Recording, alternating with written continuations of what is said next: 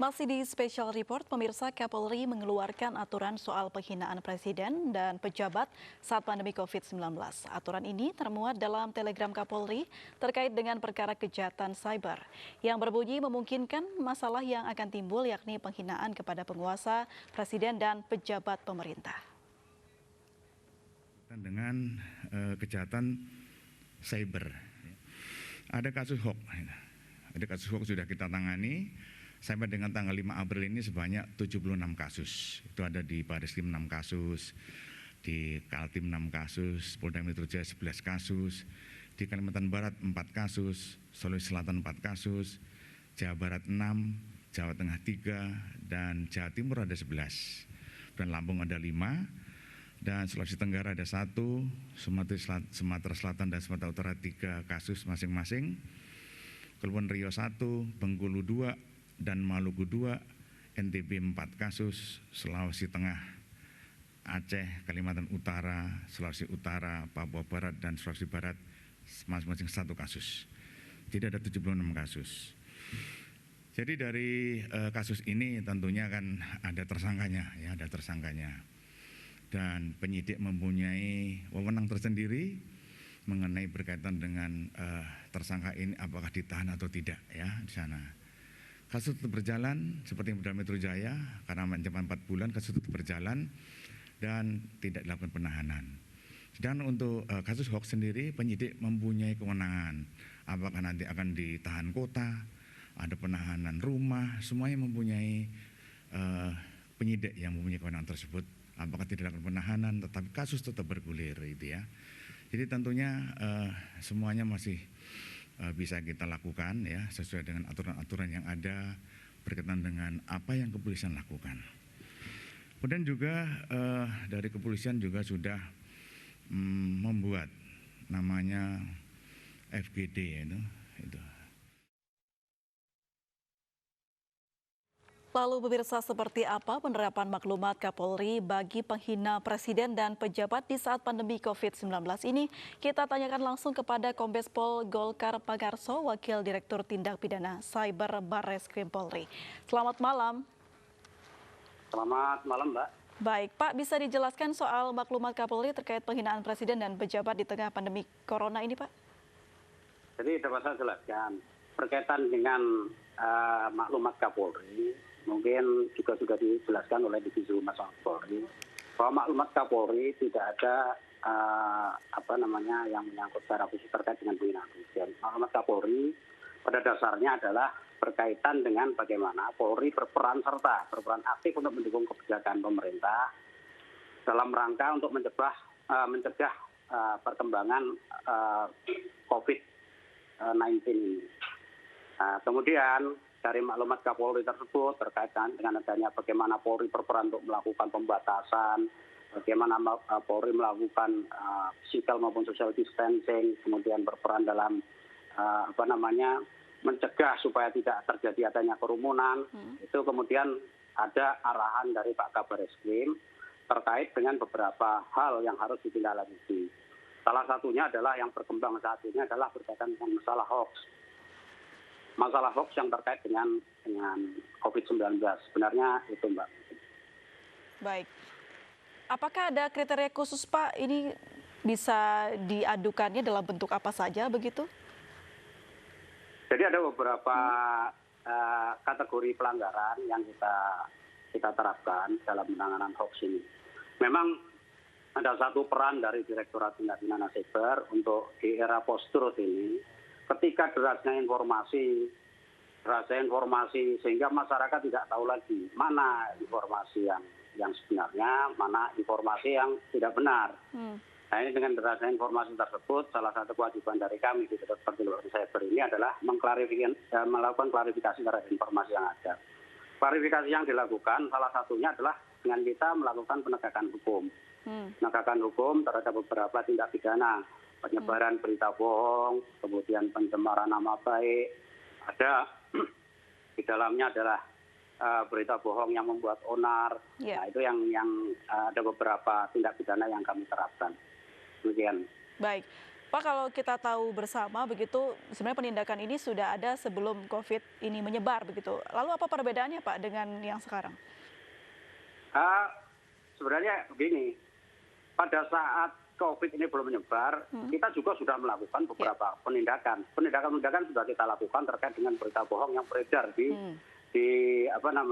dunia siber. Nah, ini juga sudah kita lakukan. Akan tetapi dengan berkembangnya pandemi COVID ini tentunya isu yang digunakan, isu yang ada, isu yang muncul, isu yang berkembang ini adalah isu yang berkaitan dengan masalah COVID. Ini, Mbak. Baik. Sanksinya pun sama atau ada perbedaan, Pak? Dari sanksi sama, Mbak. Sanksi dari beberapa ini, dari undang-undang yang kita terapkan, undang-undang ITE, kemudian ada peraturan hukum pidana yang berkaitan dengan berita bohong yang membuat onar, ini sama. Pada dasarnya sama. Baik, itu kalau penindakannya begitu ya Pak ya. Kalau kita bicara pencegahannya, apa yang sudah dilakukan dari Saber Barreskrim untuk mencegah hal ini terjadi begitu?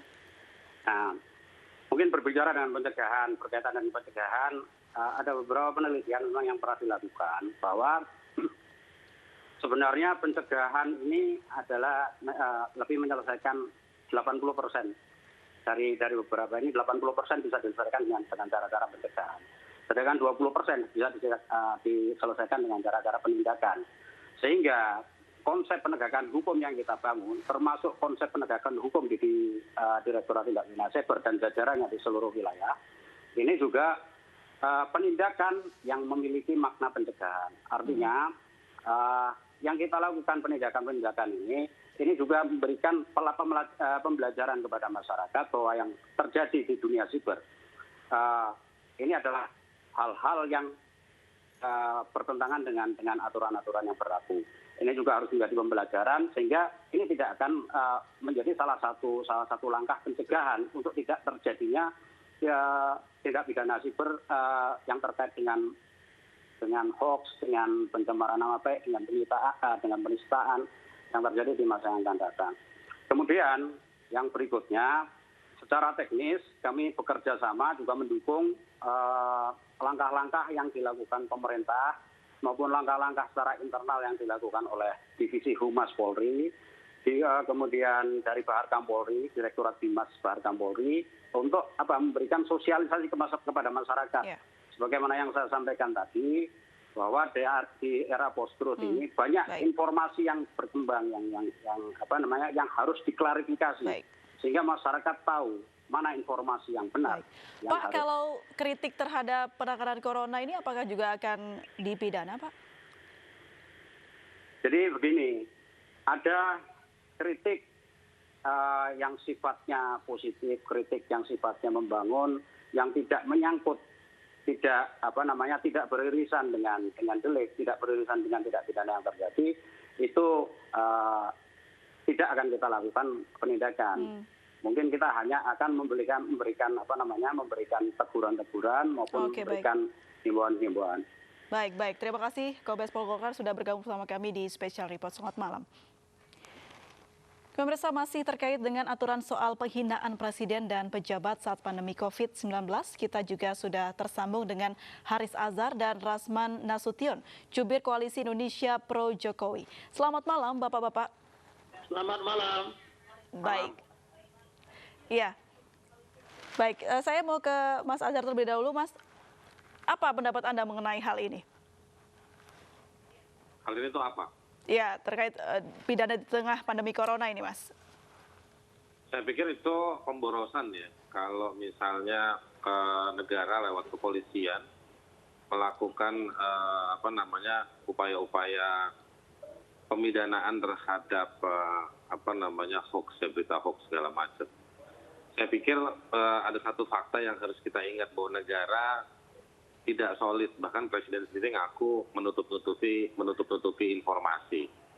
Ya kan, terus tadi pagi kita juga dapat lihat banyak link berita yang beredar tentang bagaimana BNPB mengakui bahwa data ini tidak terkonsolidasi dengan baik, sehingga ada kecurigaan yang hidup di masyarakat bahwa